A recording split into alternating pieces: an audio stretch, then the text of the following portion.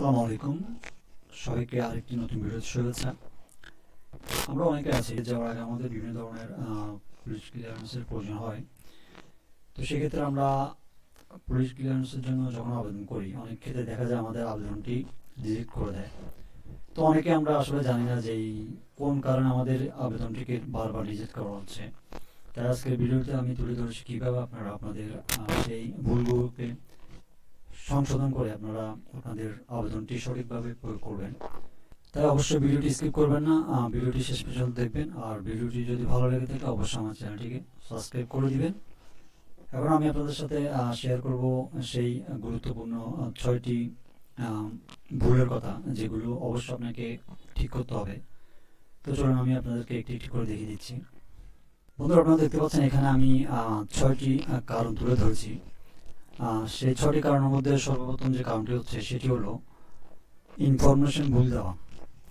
আপনারা খেয়াল করবেন, অনেকেই আছে ভোটার আইডি কার্ডের একটি অ্যাড্রেস দেওয়া থাকে, তারা কি করে সেই আবেদনে ভুল ইনফরমেশন দিয়ে থাকে, যার ফলে আপনার পুলিশ ক্লিয়ারেন্স অনেকটাই রিজেক্ট হওয়ার সম্ভাবনা থাকে। তাই অবশ্যই এটিকে মাথায় রেখে আপনি আবেদনটি সাবমিট করবেন। 2 নম্বর ভুলটি হচ্ছে ডকুমেন্টগুলো সত্যায়িত না করে আপলোড করা। আপনারা অনেকে আছেন আপনাদের পুলিশ ক্লিয়ারেন্সের জন্য যে ডকুমেন্টগুলোর প্রয়োজন হয় সেগুলো সরাসরি আপলোড দিয়ে দেন। তো সেই ক্ষেত্রে আপনাদের ডকুমেন্টটি রিজেক্ট হয়ে যায়, কারণ আপনাদেরকে অবশ্যই মাথায় রাখতে হবে এটি আপনাদেরকে সত্যায়িত করেই তারপর এটি সাবমিট করতে হবে। 3 নম্বর যে ভুলটির কথা আমি বলবো সেটি হচ্ছে ঠিকানা বাড়িয়ে লেখা। আপনার ভোটার আইডি কার্ডে যেই ঠিকানাটা রয়েছে আপনি অবশ্যই নির্ভুলভাবে ওই ঠিকানাটি আপনি আপনার পুলিশ ক্লিয়ারেন্স যে ফর্মটি রয়েছে অনলাইনে সেটি ফিল আপ করে দিবেন। 4 নম্বর যেই অপশনটির কথা বলবো সেটি হচ্ছে অল্প ডকুমেন্ট আপলোড করা। ঠিক আছে, বিভিন্ন সময় আমরা দেখতে পাই আপনারা শুধু পাসপোর্ট দিয়ে আবেদন করে ফেলেন।